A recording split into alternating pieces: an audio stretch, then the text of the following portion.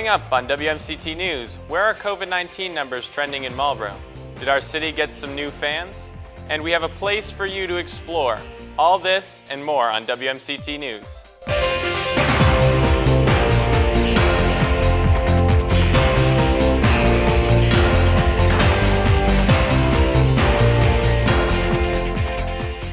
Welcome to WMCT News. I'm Spencer Geary.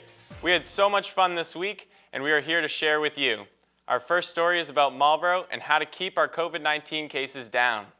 Marlborough's COVID-19 cases increased almost sixfold in the last 2 weeks, jumping from 6 active cases at the end of July to 35 the first week of August. According to reporting from Community Advocate, Marlborough's vaccination percentage is at 64%. This is lower than neighboring towns such as Northborough, Westborough, and Southborough, which are all well above 75. Compared to towns with similar population sizes, such as Shrewsbury, Marlborough's vaccination numbers are not that far behind. The sudden surge in cases is not unique to Marlborough, as other Middlesex and Worcester communities are also having a similar uptick.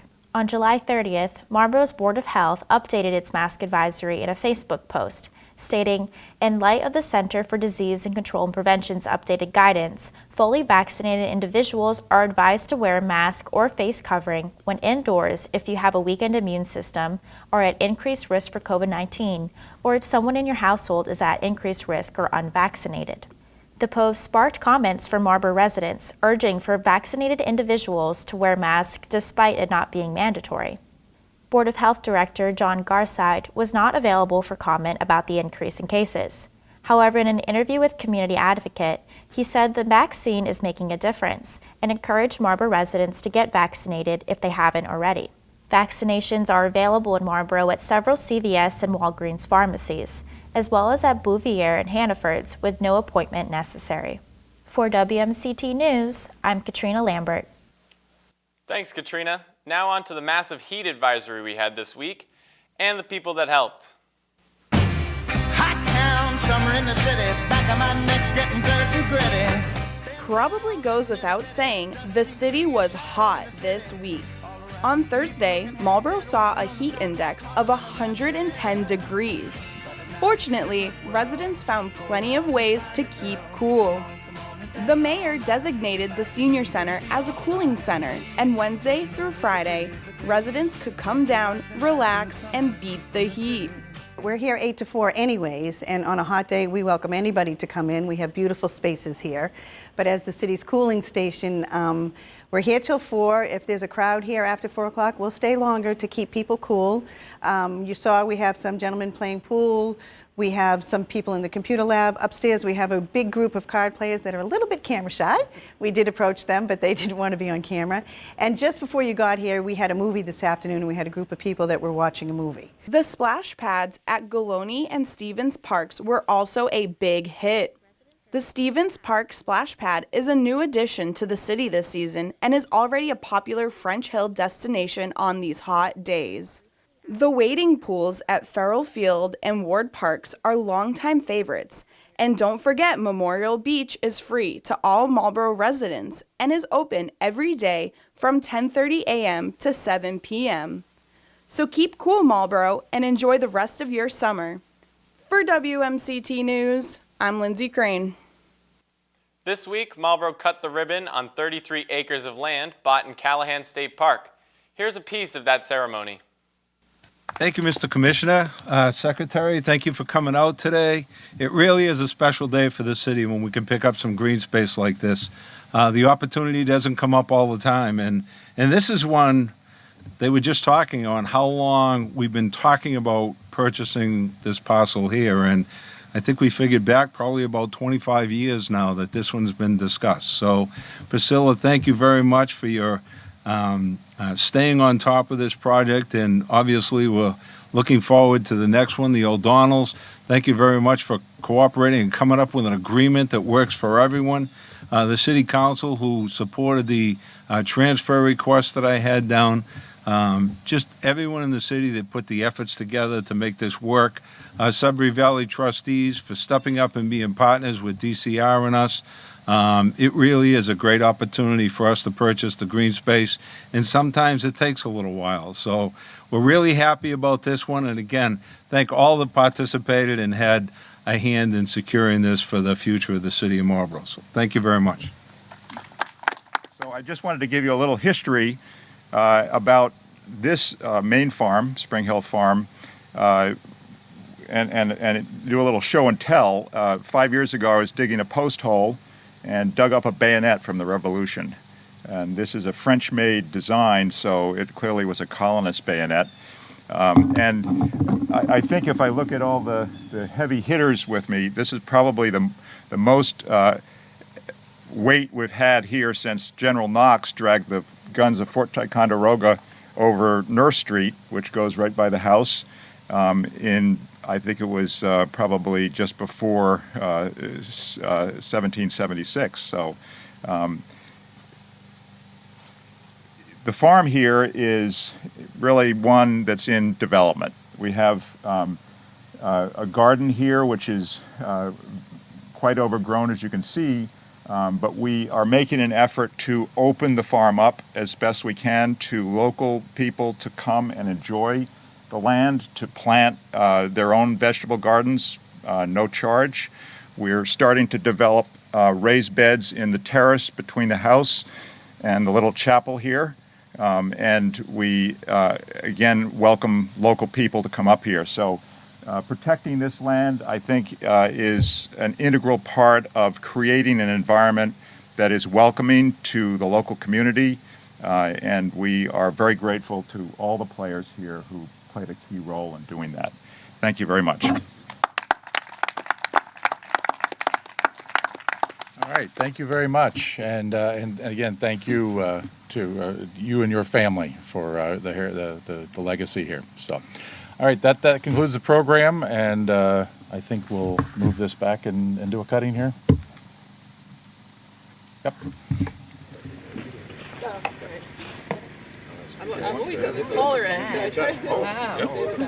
Yeah. Well, you guys cut over here. Yeah. Okay. Where? Right in the middle. Right down the middle. Yep, Okay. right there. So, yep. We'll let you guys get there. I'll help you. Come on up. Big scissors. Whoa. Okay. There we go.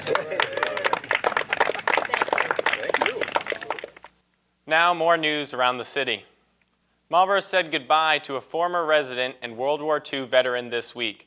John Sandini passed away on July 23rd, surrounded by his wife and children at his home in Winter Haven, Florida. John was born in Marlborough and served in the United States Navy during World War II. 3 of his brothers also served in the armed forces. His brother Alfred was shot down over French Indochina during the war and was declared missing in action. He was recovered and laid to rest 2 years ago. Services for John Sandini were held in Marlborough on Friday. He was 95 years old. Teach me to dance, will you? Did you say dance? Come on, my boy.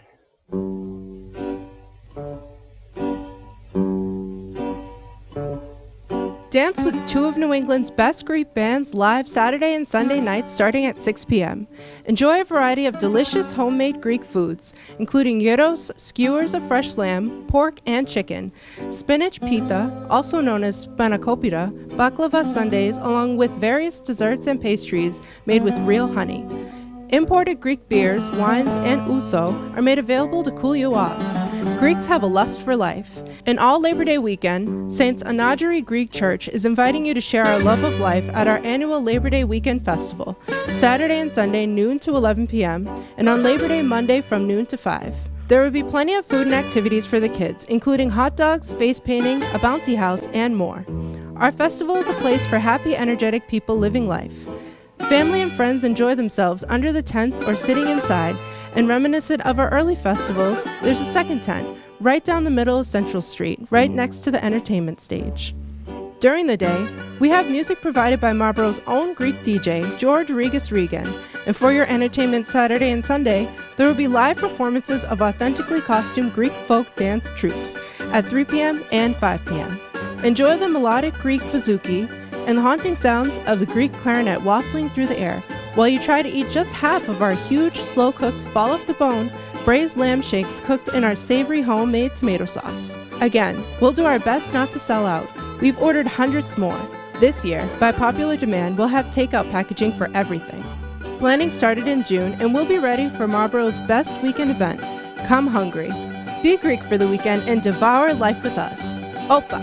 Opa. I think you mean Opa-licious. Welcome back, and here's Matt Pisaccio with your sports update. Thanks a lot, Spencer. The Shamrocks have gotten off to an undefeated start to 2021, winning their first 5 games of the season. Last week, they dismantled the Rhode Island Cowboys 35-14 in their first home game of the year, and the Shams look to keep it rolling against the Southern Maine Raging Bulls. The 5-0 Shamrocks brought their 12-game winning streak dating back to 2019 into their tilt with the 2-4 Raging Bulls, and it wasn't a smooth start to this one for Marlborough. On their opening drive, Blake Rice, who was stellar last week, forces a ball into a tight window, and Southern Maine's Anthony Hicks jumps the route and intercepts the pass. Rice just wasn't as sharp as he was last week, and Southern Maine would capitalize on the early mistake. On third down, Raging Bull quarterback Alexis Colon hits Justin Cocroft on the quick out. He gains his footing, makes Will Early miss, and eventually he's taken down at the 30. A few plays later, with Southern Maine at the 11, Colon hands it off to Lorio, and he bounces it out to the left and scores easily to give the road team a 7-0 lead at the end of the first. In the second, both teams would have a tough time putting quality drives together, but on their first possession of the quarter, Marlborough found themselves just shy of midfield when Rice delivers a strike to Graham Asom across the middle, and look at the individual effort put on display by the Marlborough High product. Burns one guy, spins off another, and beats the last defender to the goal line for a Shamrock touchdown. Second straight week, Asom shows off his incredible athleticism.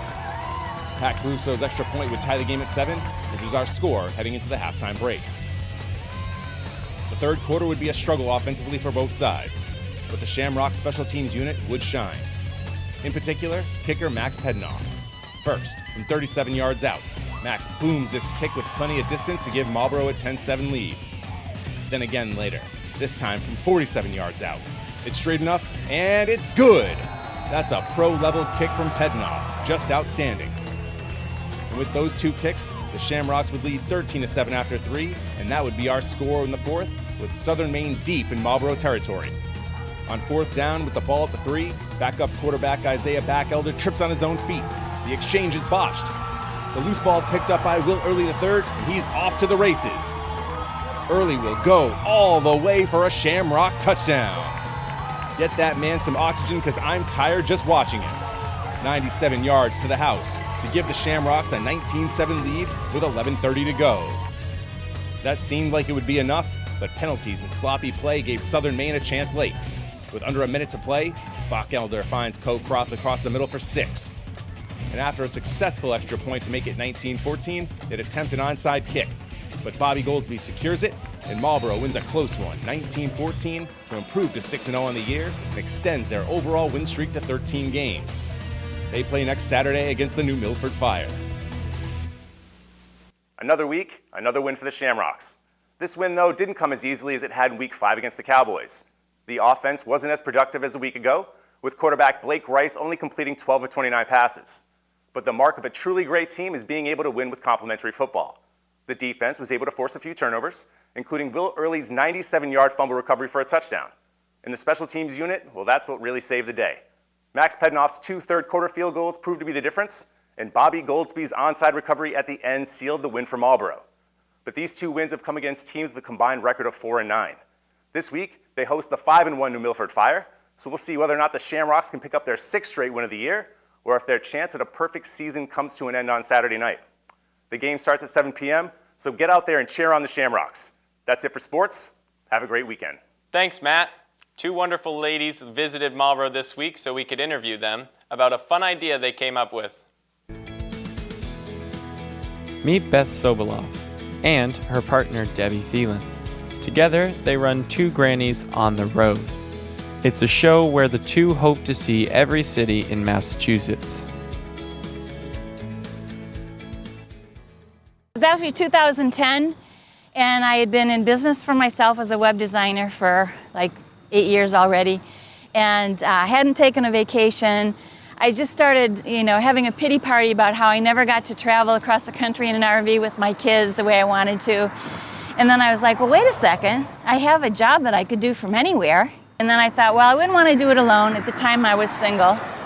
So I thought, who could I drag with me? I interviewed Debbie as a business owner. And then from there, we became the two grannies on the road. We started, and our decision was that we were going to interview and go to every city and town in Massachusetts, and that's what we started with. And so we are on number 24 or 25. So next week we're doing Shrewsbury, and then 2 weeks after that we'll come back and we'll do Marlborough. So we're very, very excited about doing all of the shows, and we have a lot of fun. We always say we're eating our way through Massachusetts. We asked the two grannies how they choose where to go next. We look at the map and we point. Sometimes it's from people asking us to come to their town. Yes, like Marlborough. We'll go on the forum of the town itself. And on Facebook? On Facebook, and people will actually tell us where to go and give us ideas. So we'll look up and do some research on the different places, and we'll make up an itinerary, and that's how we judge, and that's how we go. We also wanted to know what their favorite part of the show was. Learning the history of the town, for sure. Yeah, I like learning about everything about the town, even not just the history, because it's just interesting. I love to learn new things and meeting new people. That's been a lot of fun. My favorite place has been in Adams when we went to the Susan B. Anthony Museum and her house. It was absolutely fabulous. We actually got teary-eyed when we were in there because it was so emotional seeing where she was born and everything that she has done for women.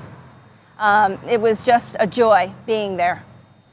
Yeah, and I mean, I have to say that my favorite place in Massachusetts is Plymouth, where I live.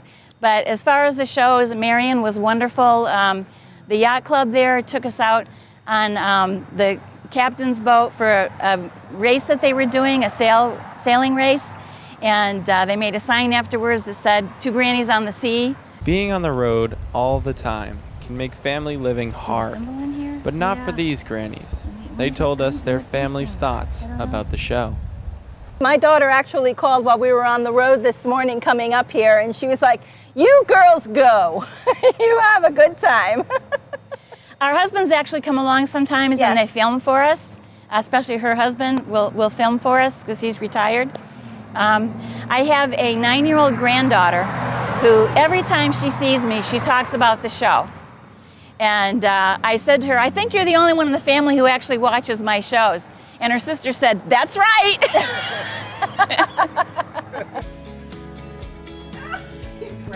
For WMCT News, I'm Spencer Geary. That's it for this week's newscast. Be sure to tune in and stay up to date with all the latest happening in and around Marlborough.